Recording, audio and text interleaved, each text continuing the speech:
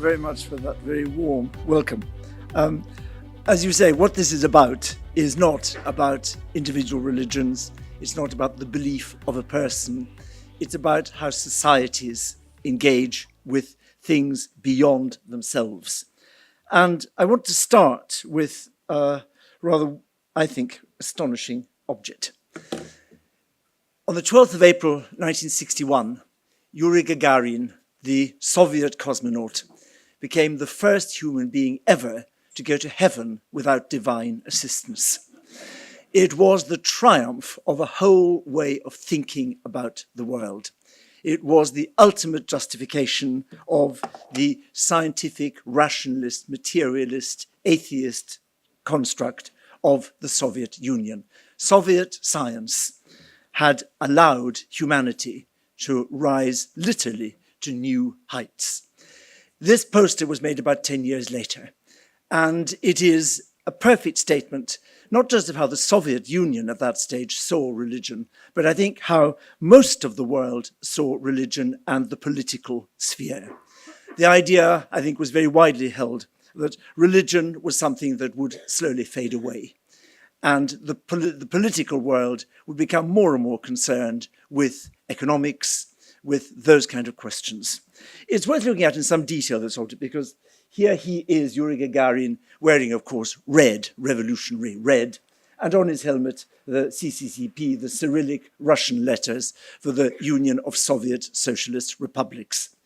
He has gone to heaven thanks to a red spacecraft. He is among the stars, and he's looking around the heavens, and he says, he tells you what he sees. Boga niet. There is no God. I'm here, he's not. And I'm here thanks to science. And below me on earth are the symbols, the buildings of the old religions, the churches and the mosques, all slightly tottering, all beginning to fall over. It's a statement of the present, it's a statement of achievement, it's a statement of an idea of a future. And it's also a very particular moment of Soviet Union. This is, of course, the Soviet Union had, in the past, had many Christians, and still had many Christians and many Muslim citizens. Those are all now left behind. The new religion of communism, the new religion is open to the whole world, all faiths. It has moved us all literally to a new plane.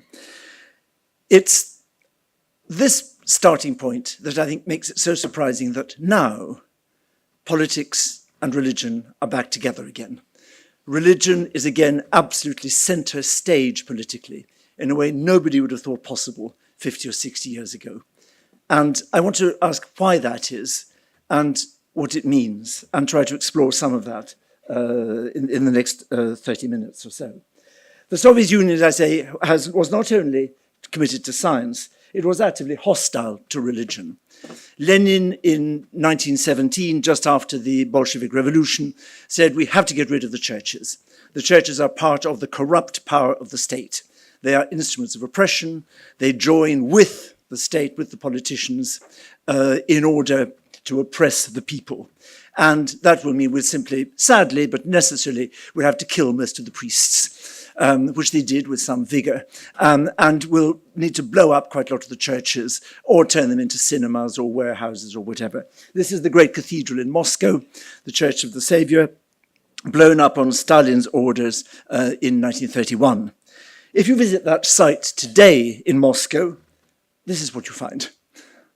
Totally rebuilt, wonderfully rebuilt, magnificent reconstruction of that old cathedral. This is now the statement that we're no longer in the Soviet Union. We are in Russia. And Russia is now to be, once again, a Christian country, absolutely in the old tradition. And its president is, I think without question, the most observant religious person among any world leaders. On the 6th of January this year, the great feast of the baptism of Christ in the Orthodox Church, in the Western Church as well. Orthodox Russians, it's also the feast of the baptism of Christ. Orthodox Russians bathe in running water. Now, in the middle of the Russian winter, this is quite something, as you can imagine. But it's always been a tradition. And this year, on the 6th of January, here we have President Putin, that well-known bare torso that we've all admired so often, wearing a trademark cross. Through a hole cut in the ice, he is descending to bathe in the presence of the priests of the Orthodox Church. An extraordinary statement that this Russia is not the Russia that embraces the Muslims of Central Asia. The Soviet Union has gone, they don't have them any longer. It's not the Russia that embraces Catholic Eastern Europe. That has gone as well. This is a Russia that defines itself differently. And it defines itself above all in the icons held by the priests. I want to look at this one particularly. This icon is an icon, I want to go back one, is the icon of Our Lady of Kazan. It's the icon, the image of the Virgin Mary with the Christ child who defends Russia against the foreigners. That image, you can copy an icon many, many times. Every icon, every image has the same power. That is the image that was led against the Turks in the 16th and 17th century, the Poles in the 17th century, and above all against Napoleon and the French. This is a statement of what a country now thinks of itself as being and what it's not. It's about who we are. We're Russian and we're Christian and we're Orthodox, and the others are none of those things. And the only people that fall into this category of Orthodox Christians that we care about are the Ukrainians, which is quite helpful for foreign policy.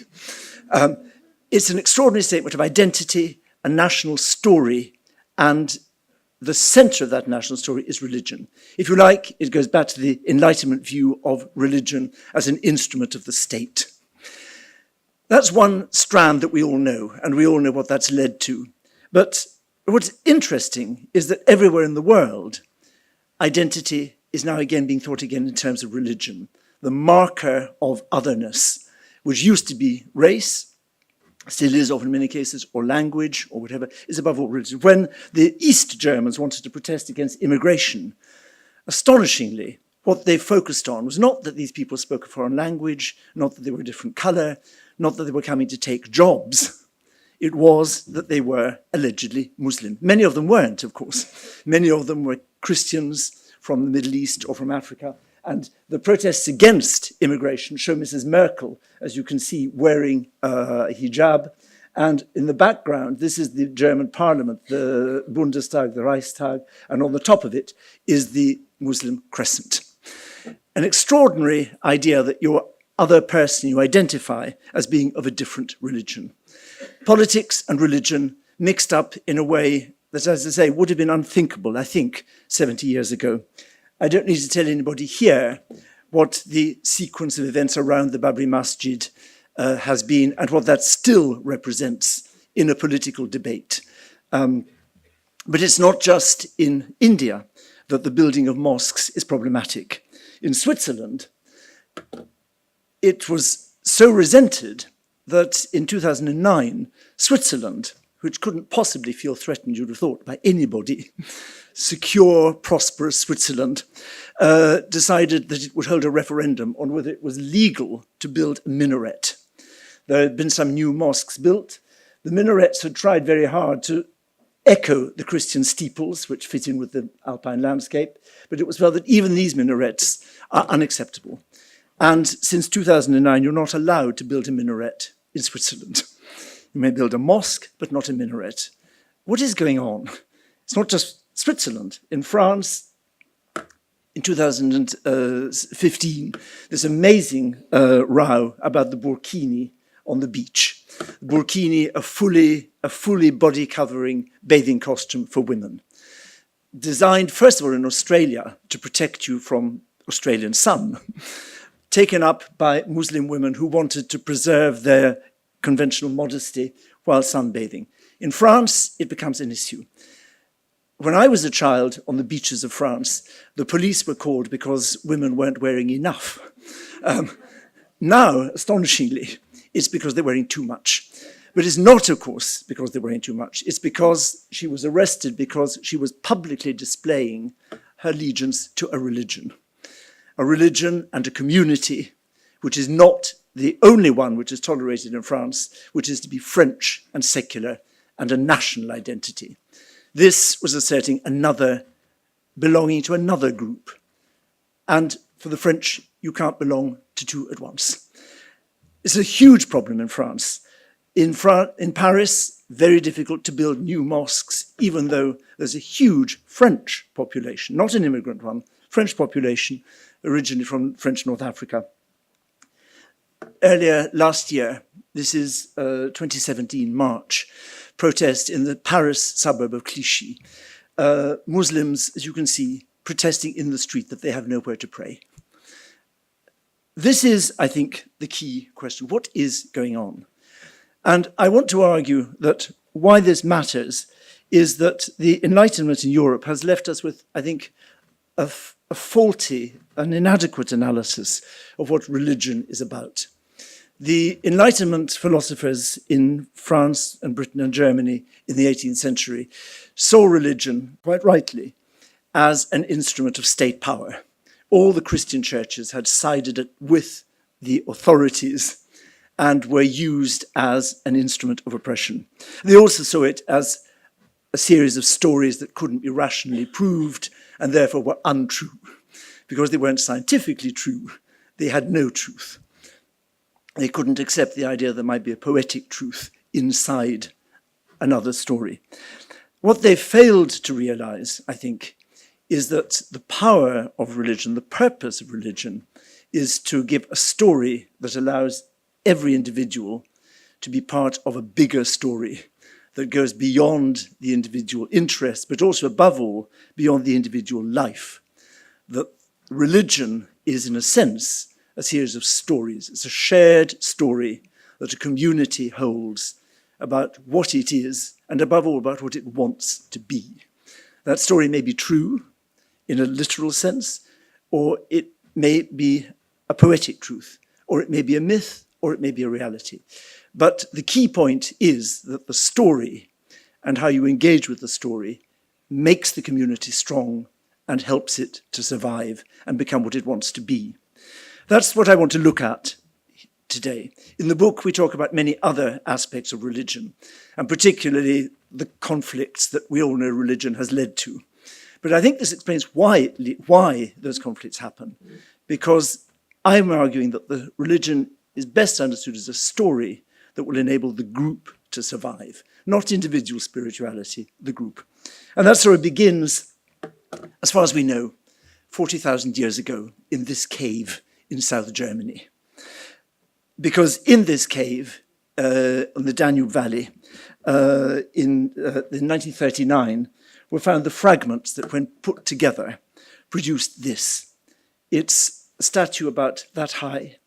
It's made of the ivory of a mammoth, of an elephant, and it shows, as you can see, the body of a man with the head of a lion.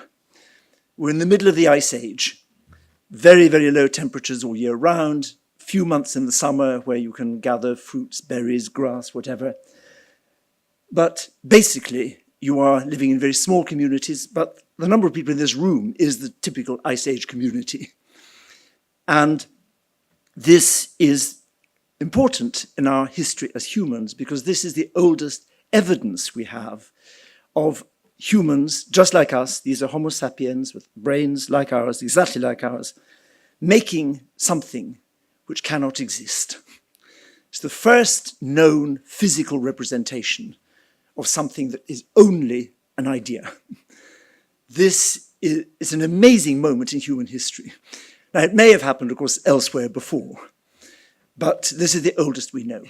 And it presupposes a certain brain, our brain, with big frontal lobes, capacity to imagine things beyond ourselves and put them together and make an idea real.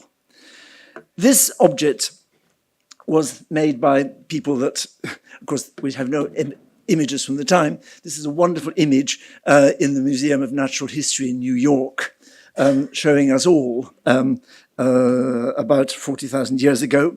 And the world these people are living in is, of course, a world where humans are weak and small. You're not only very cold, fire is the only thing that makes a community possible, you are very weak. You are surrounded by animals that are bigger than you are, fiercer than you are, much stronger.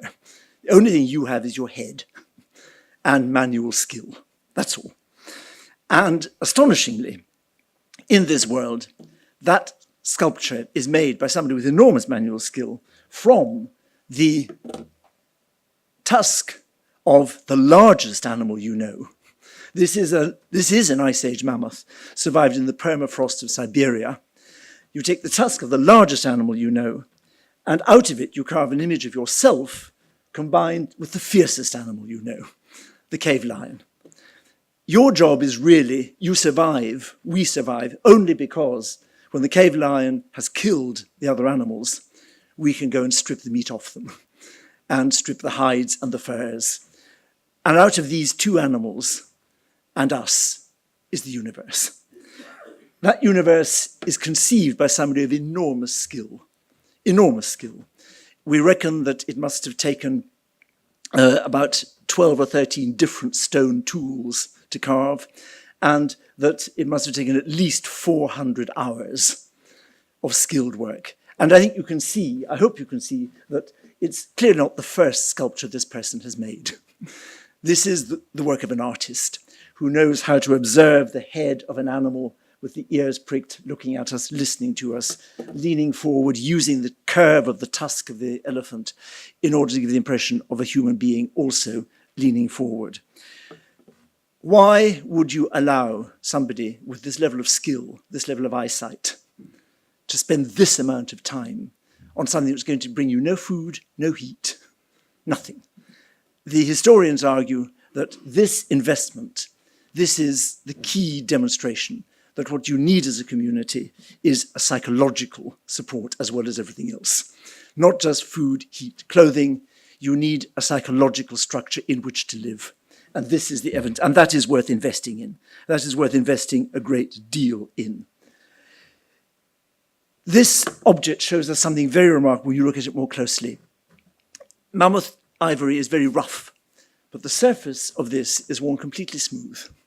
And when you look at it under macrophotography, you can see that it's been worn smooth by being handled again and again and again. Thousands of hands have held and stroked this object. If your total community is the size of the people in this room, what does that mean? It can only mean that you're using it regularly. It can only mean that it's used over a long period of time. And somewhere in this is a story. We can't imagine what that story is. We have to make it up. All we know is they had minds just like ours.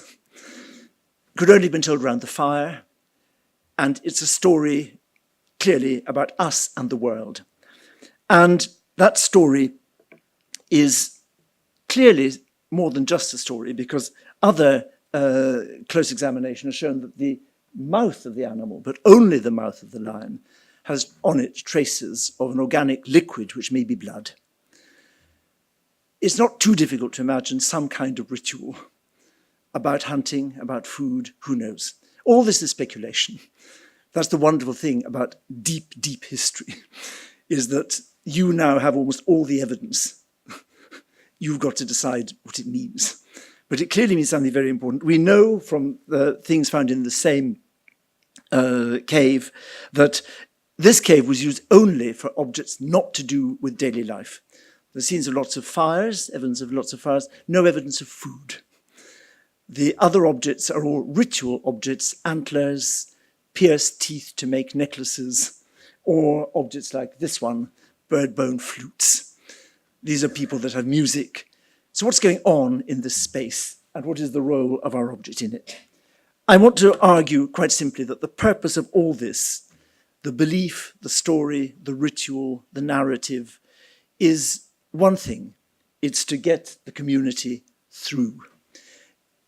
In this room, if we'd been in that cave, 40,000 years ago, we would all know that come next March, a large number of us wouldn't be here.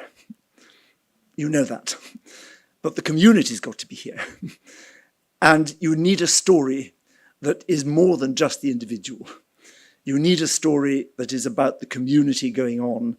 And that is what I argue is at the basis of all religions that survive.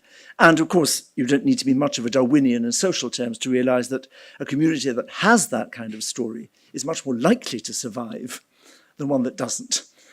And so you could argue we're likely all to be programmed to want that kind of story, because if our ancestors hadn't had it, they probably wouldn't be here. I want to look at that now, moving to a contemporary event that staying very much with the material and staying with the cold. I want to move to eastern Siberia. As you can see, this is the eastern end of Russia. This area, Yakutia, Sakha-Yakutia, this is one of the autonomous, one of the republic regions inside Russia. This is about the size of India, just to give you an idea of the scale. It was settled by people who moved north from Lake Baikal here, somewhere around 1300. They moved up the rivers. There are huge rivers that run through this area, running up into the Arctic Sea. And for most of the year, this is what it looks like. So we are in an ice age. And these people we know a lot about, because they're still there, the Yakuts. They moved up into this landscape, and then when they reached a certain point on the river, spring came, the snow melted, the grass grew. Their horses could feed, they had water, and birds arrived, which they could shoot, with arrows, of course. Life could start. So every summer, midsummer, they celebrate the moment where the gods changed the landscape so that the landscape let them live. The whole landscape is sacred. There is the great god of light, which is, if you like, the sun, coming back in the middle of in the midsummer. But the whole landscape is sacred. And once a year, they gather over this enormous region on horseback. They come to a little festival, a huge festival, but we can see it as a little festival in this sculpture in the British Museum. It's about that wide, a tray is about that wide. So we're looking at little figures, the size of chess figures. And it shows the moment when they've driven together these, let's go a little closer. These posts, these are trees, the rather standardized trees, and these are tethering posts where you tie the horses on which you've all come together. And then at the front, the shaman, the priest, leads the people in offerings of mare's milk. The great source of protein is the milk of the mare, the horse milk, and it's fermented and presented to the great god of light. And then around that, just as with the music, the flute in the Ice Age, there are concerts, dancing, singing, and wrestling. The quality of the carving is simply appalling, as you can see. I mean, this really couldn't be cruder. But they are all having clearly a lovely time. And at the back, they're singing. It's a festival that somehow survived right the way through the oppression of the Tsars, the arrival of the railways, the Russians from the West in the 19th century wanting to impose Christianity, Russian language, get rid of these pagan superstitions. It survived. These festivals allowed the people to affirm their language, affirm their identity in the face of 19th century imperial powers.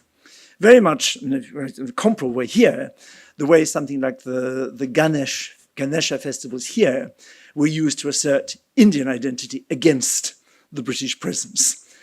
Festivals are one of the ways in which identities are affirmed and kept, and where you keep remembering who you are, what you want to be, what you want the community to be after you've gone, and a story of what it always has been. And this, why there's such an interesting link with where we began, is because these little figures are carved not out of bone, but they are carved out of the tusks of the mammoths. Because every now and then, when the river changes course, out of the permafrost is washed a mammoth with its tusks. So the little ivory figures of the Yakut made in the 1860s, it says carved in the 1860s to be exhibited in Paris. These figures are carved out of exactly the same material as our Lion Man 40,000 years earlier, exactly the same. And I think for a very comparable purpose. What this has done is to allow a people to survive. Far worse than the Tsars came the Soviets. And then this festival was virtually forbidden. You had to give thanks for Lenin and Marx and tractors and all the rest of it, as well as the sun and the mare's milk. But somehow it survived. And the minute the Soviet Union ended, the festival revived. And I want you to look at this little tent, the yurt, in the model, and see that this was the same festival last year. And exactly the same kind of tents with the flaps. A huge festival of music, singing, ritual offering, thanking. A festival of the survival of an identity of a community. And in the last census, in 2012, in this area, 1 in 6 of the population gave their religion, not as Orthodox Christian in spite of the Tsaris, not as atheist in spite of the Soviets, but as Yakut shamans, the people who worship the landscape that sustains them. I want to look at 2 other examples of this idea of a religion, not as a belief structure that we need to assent to and say this is true, this is false, but as a story about us, who we are, and how we assert that and affirm that. I want to go right the other side of the world to an image that in its essence will be familiar to you. It is, of course, an image of the Virgin Mary. But this is a very particular one. This is Our Lady of Guadalupe in Mexico. And she has played an extraordinary role as carrying a story, and a very particular story. 1520, as you know, the Spaniards arrive in Mexico. They destroy the Aztec Empire, and very shortly after that, they overthrow, with the missionaries, they start undermining the native religious practices, which they dislike intensely. It has to be said it was quite easy to dislike them because they frequently involved removing the heart from living sacrificial victims and so on. There was quite a lot to question in traditional Aztec religion, but nonetheless, it was the established patterns. There's a great deal of resistance, of course, a great deal of resistance from the local people. And then one day in the 1530s, according to story, the young man, Juan Diego, an indigenous American, an indigenous Mexican, an Aztec, to use shorthand, is walking near what is now Mexico City. And another young indigenous Mexican woman appears to him, and she speaks to him in Nahuatl, his native tongue, Aztec language. And she says to him, I am the Virgin Mary. I am the mother of Jesus. I have come to protect you, and I want you to build a church for me.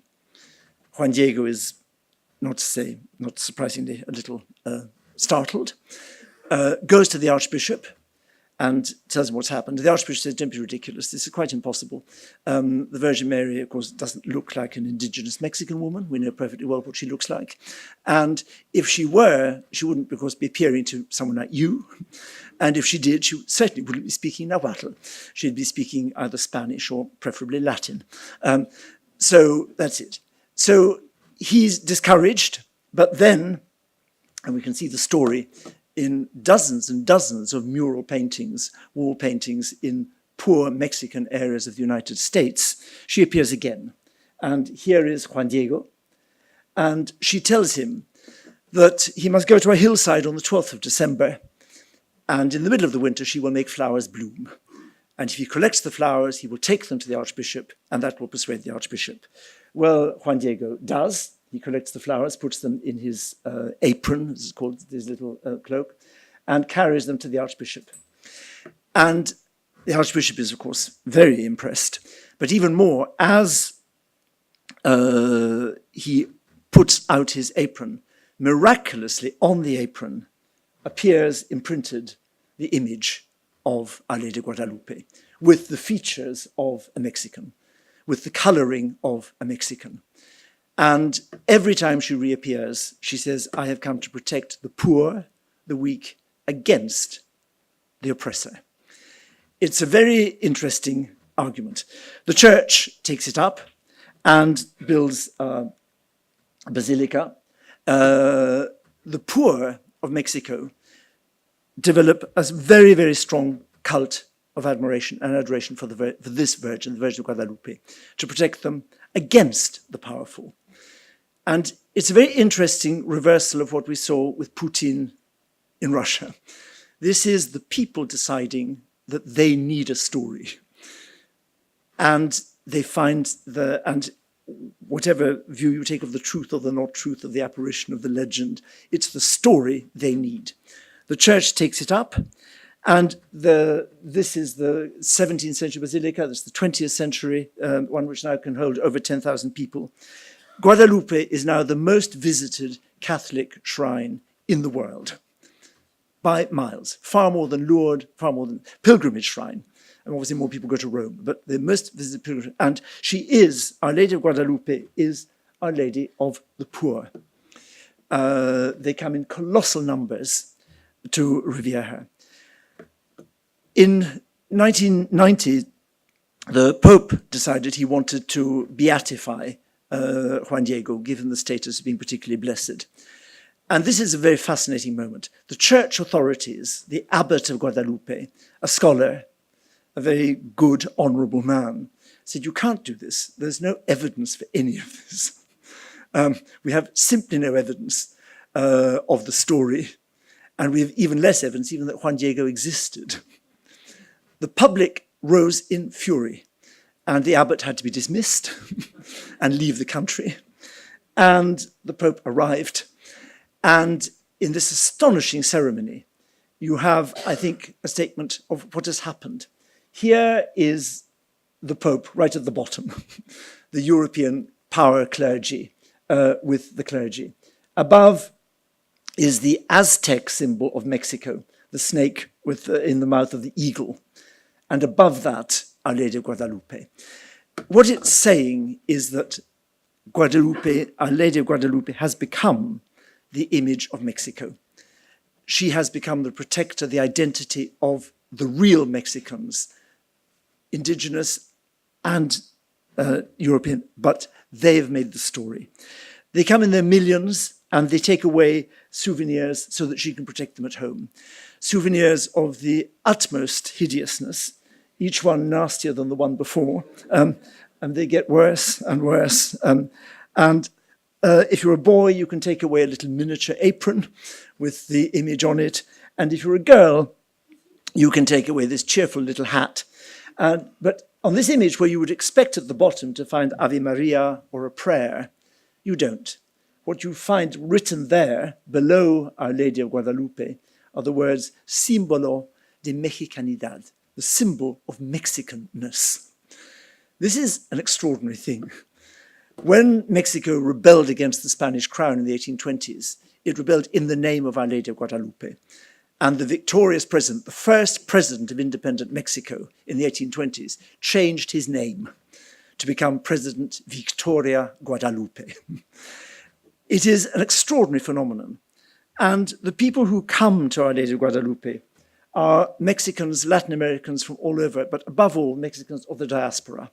If you go through the Hispanic areas of the southern United States, on the walls you find again and again Our Lady of Guadalupe.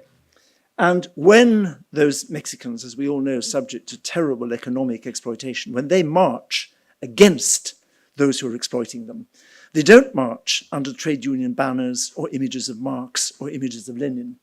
They march with Our Lady of Guadalupe leading them. It is, I think, a very interesting phenomenon. We all know Marx's statement of religion as the opiate of the poor. And it has, of course, been used like that. It is used like that. But there is also another way in which people themselves can take these stories and use them. And very interestingly, even without a religious model, you can see something like this happening in Europe, or akin to Our Lady of Guadalupe. In Paris, on the banks of the Seine, is this life-size, full-size replica of the torch of the Statue of Liberty. The Statue of Liberty was given to the French, to the Americans by the French people in 1887, 1889. 100 years later, the Americans decided they would give the torch as a symbol of Franco-American friendship. Now, as you know, the relations between France and America have their ups and downs. So it stood there, put there in 1989. Nobody paid much attention to it, did no harm to anybody, until 1997. And then just under this spot, in the tunnel of the Alma, the Princess of Wales was killed. Immediately, people appropriated this statue, this object, as a shrine to her. And immediately it became that the people had felt the weak, the outcast, the poor, had found in her, from another world, somebody who cared about them. And if you visit that shrine now, this is what it was like on the anniversary of her death. It's become a shrine. Every day, if you go, you see flowers, postcards, letters, written in all languages, prayers, thank yous. Every evening, the authorities take them away. Every night, every day, they come back. You couldn't have a clearer expression of the need people have to find a narrative, a story, a person, a ritual. And it's not the clergy that do this. That's I think why when religion is threatened by politics or when it clashes with the state, this is what we're witnessing now everywhere, is religion against the organized states, not the way we were used to seeing it, as religion as an instrument of the organized state. I just want to finish, as we're at a literary festival, with an example of a great religious festival, which has been made hardly at all by the clergy, but by the people. In the middle of the European winter, as you know, it's pretty bleak, pretty chilly, even if you're not living in Russia. And for the Romans, for everybody, you need a Midwinter Festival. When the sun turns around the 23rd, 25th of December, the Romans have Saturnalia. And this is a wonderful mosaic now in Tunisia, made in Tunisia, showing the kind of dancing excess that went on. Great parties, everybody got drunk, too much food, people took their clothes off, debauchery, you gave each other presents, the family came to stay, you complained about the family coming to stay. We've got all the evidence, I mean, we all know it. And we all know it in different festivals in every culture. How did we get from the Saturnalia, this Midwinter Festival? It's taken over by the Christians, but we only have those few verses from the Gospel of St. Luke about the fact that Jesus was born in a manger in Bethlehem. Luke doesn't give us a date at all, doesn't tell us when in the year it happened, and that's all he says. That's all we know about the birth of Jesus. How did we get from this in the Roman world just before Christianity to the Christmas we all know today, with Santa Claus, Father Christmas, bringing presents, chimneys, reindeer, Christmas trees, everything that we now think of as Christmas? How did it happen? This is one of the great religious festivals of the Christian church. None of this is in Christian scriptures. And not much of it was actually wanted by the church. It's been made entirely by the people and by writers. The story of Santa Claus, St. Nicholas, begins with a bishop in the church in southern Turkey, Myra, somewhere around 300-400.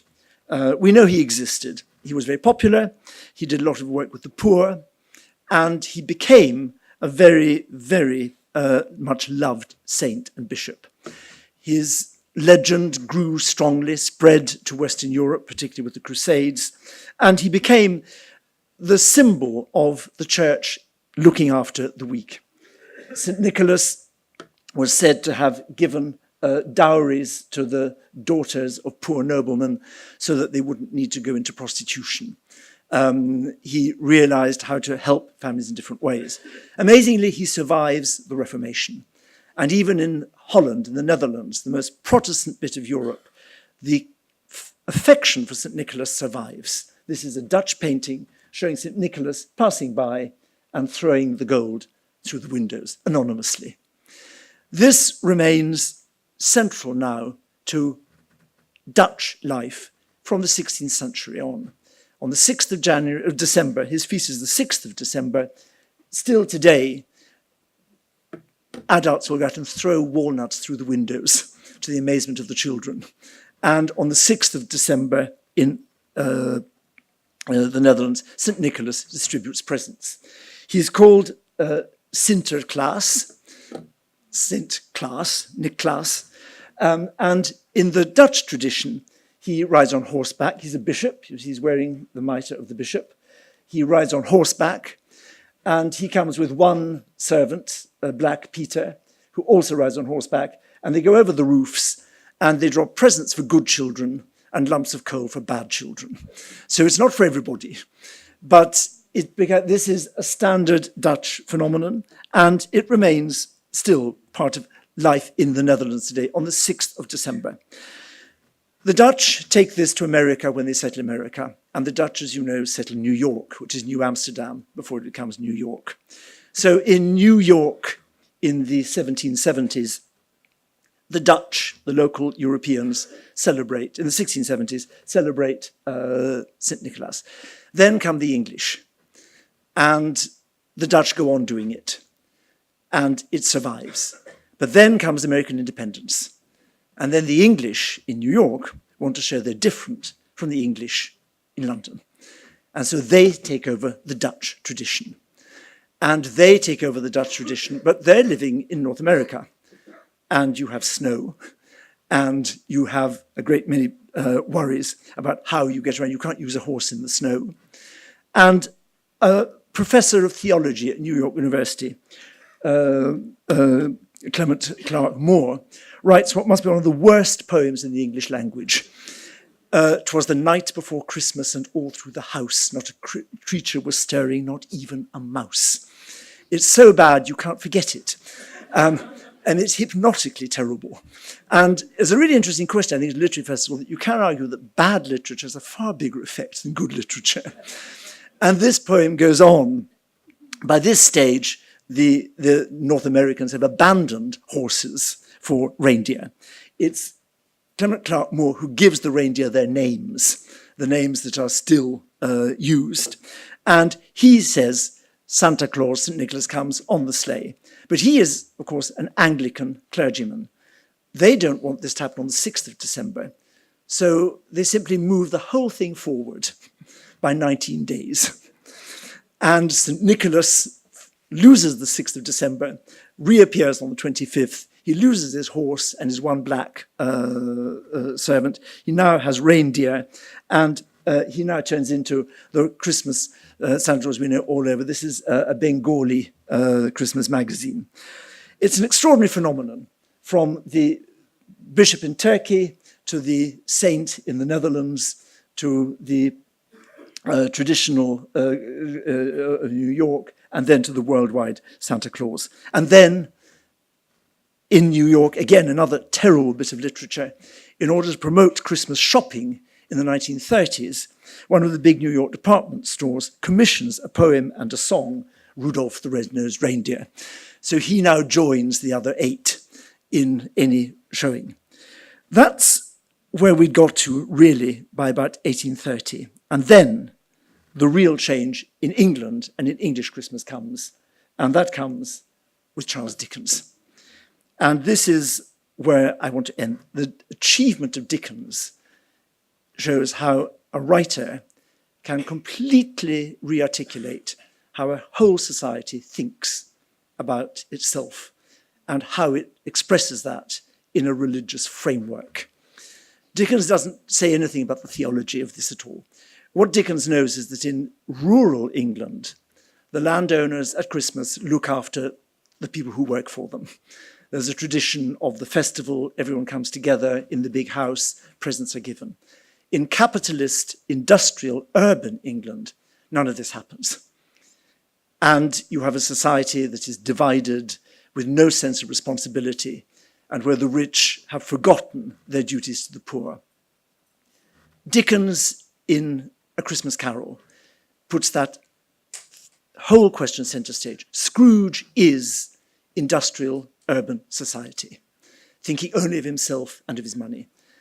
And it's only when the ghosts of the past, the present, and the future appear to Scrooge that he understands the dangers of this. This is a classic religious story. It's about time and what happens to society through time and what you want it to be. For the great French sociologist Durkheim, writing about 100 years ago, religion is the idea, the ideal of the society that we want to have and that we find a way somehow of venerating. And that is, I think, what Dickens made possible. Dickens reminded us that if we don't, in an urban industrial society, remember the poor, share, look after, then the whole thing will be miserable. And everybody, including the rich, will be diminished. The success of this, was published in 1842, is enormous. It's the great bestseller of mid-19th century England. And it changes forever the way the British think about Christmas. Even if they don't have a religious belief, Christmas becomes the moment at which you have to think about the kind of society you're in. And the final bit of the jigsaw, the Christmas tree, again, nothing to do with the Gospel of St. Luke, nothing to do with the church. The Germans have a long tradition from pagan German culture of bringing the outside world into the house in the middle of winter. An evergreen, life will go on. Queen Charlotte brings it because the British royal house is so German, married German, and Prince Albert brings it. And this is the image from the London Illustrated News of 1848. Prince Albert, Queen Victoria, their children, the Christmas tree, presents. It's all there, and none of it came from the church. All of it came from, because they too, this is a moment of high revolution in Europe. What the royal family wants to show is that everybody must behave in the family in this way. Where does it leave us? It leaves us in a remarkable place, I think. In a society like modern Britain, which is essentially post-Christian, very few people identify as Christian, the festival of Christmas has become exactly what Durkheim would have wanted. It's a moment where the whole society stops for a day or two and thinks, what kind of society do we want to be? And what are the implications for that for us? Every British charity records record charitable giving at Christmas. Every one of them. It's the moment where almost everybody remembers the duty to give alms. Not in a religious way. It is a narrative shaped by us as an ideal that we mustn't lose.